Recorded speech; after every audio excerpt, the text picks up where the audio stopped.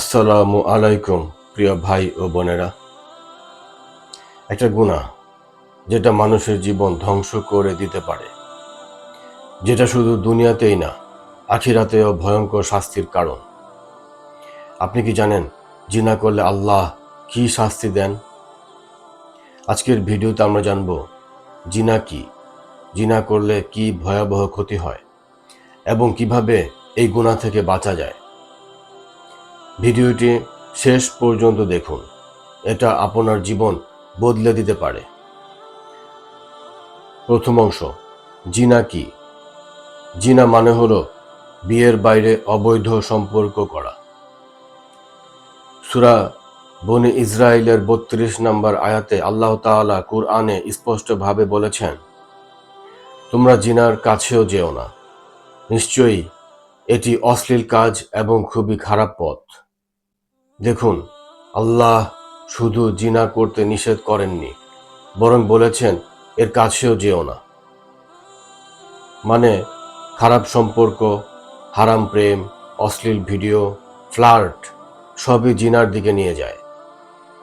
দ্বিতীয় অংশ, দুনিয়াতে জিনার পরিণতি। জিনা করলে শুধু আখিরাত না, দুনিয়াতেও ভয়াবহ ক্ষতি হয়। ১. মানসিক অশান্তি। যে ব্যক্তি জিনা করে তার মনে সবসময় ভয়, অপরাধবোধ ও অস্থিরতা থাকে। ২. পরিবার ভেঙে যায়। স্বামী স্ত্রীর মধ্যে বিশ্বাস নষ্ট হয়ে যায়, সংসার ধ্বংস হয়ে যায়। ৩. সম্মান নষ্ট হয়। যে জিনা করে সমাজে তার মর্যাদা কমে যায়, মানুষ তাকে বিশ্বাস করে না। ৪. রোগ ব্যাধি।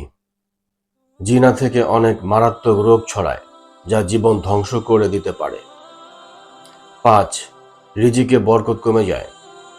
হারাম কাজে জড়ালে আল্লাহ রিজিক থেকে বরকত তুলে নেন। তৃতীয় অংশ, আখিরাতে জিনার শাস্তি। এবার আসল ভয়ঙ্কর বিষয়, আখিরাতের শাস্তি। সূরা ফুরকানের ৬৮ এবং ৬৯ নম্বর আয়াতে আল্লাহ তাআলা বলেছেন, আর যারা ব্যভিচার করে না আর যে তা করবে সে আযাব প্রাপ্ত হবে।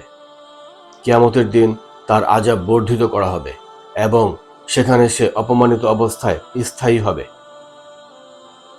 হাদিসে এসেছে, রাসূল সাল্লাল্লাহু আলাইহি ওয়াসাল্লাম মেরাজের রাতে দেখেছেন কিছু মানুষ আগুনের চুলায় পুড়ছে, তারা ছিল জিনাকারী। ভাবুন, এই গুনাহের শাস্তি কত ভয়ঙ্কর হতে পারে। চতুর্থ অংশ, কেন মানুষ জিনায় জড়ায়।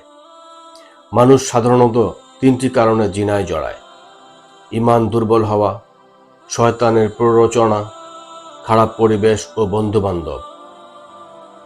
আজকের যুগে মোবাইল, সোশ্যাল মিডিয়া এসব জিনার পথকে অনেক সহজ করে দিয়েছে। পঞ্চম অংশ, জিনা থেকে বাঁচার উপায়। এখন প্রশ্ন, জিনা থেকে আমরা কিভাবে বাঁচব? ১. নামাজ ঠিক রাখা। নামাজ মানুষকে খারাপ কাজ থেকে দূরে রাখে। ২. চোখের হেফাজত। অশ্লীল জিনিস দেখা বন্ধ করতে হবে। ৩. রোজা রাখা। রাসূল সাল্লাল্লাহু আলাইহি ওয়াসাল্লাম বলেছেন, রোজা মানুষকে নিয়ন্ত্রণ করে। ৪. ভালো বন্ধু বেছে নেওয়া। খারাপ বন্ধু মানেই খারাপ পথে যাওয়া, সুতরাং ভালো বন্ধু বেছে নিতে হবে। ৫. দ্রুত বিয়ে করা। যারা সক্ষম তাদের জন্য বিয়ে সবচেয়ে ভালো সমাধান। ষষ্ঠ অংশ, তওবার দরজা খোলা। যদি কেউ ইতিমধ্যে এই গুনাহে জড়িয়ে থাকে, তাহলে কি তার জন্য আশা নেই? অবশ্যই আছে। সূরা জুমারের ৫৩ নম্বর আয়াতে আল্লাহ তাআলা বলেছেন, হে আমার বান্দারা, যারা নিজেদের উপর জুলুম করেছ, তোমরা আল্লাহর রহমত থেকে নিরাশ হইও না। আন্তরিকভাবে তওবা করলে, গুনাহ ছেড়ে দিলে, আবার গুনাহ না করার প্রতিজ্ঞা করলে, আল্লাহ সব গুনাহ মাফ করে দেন।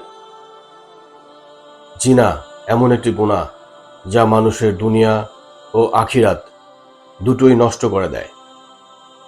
তাই আজই সিদ্ধান্ত নিন, হারাম থেকে দূরে থাকবেন, নিজেকে পবিত্র রাখবেন, আল্লাহর পথে চলবেন। ভিডিওটি শেয়ার করুন, কারণ আপনি জানেন না, আপনার শেয়ারের মাধ্যমে হয়তো কারো জীবন বদলে যেতে পারে। আল্লাহ আমাদের সবাইকে হেফাজত করুন। আমিন।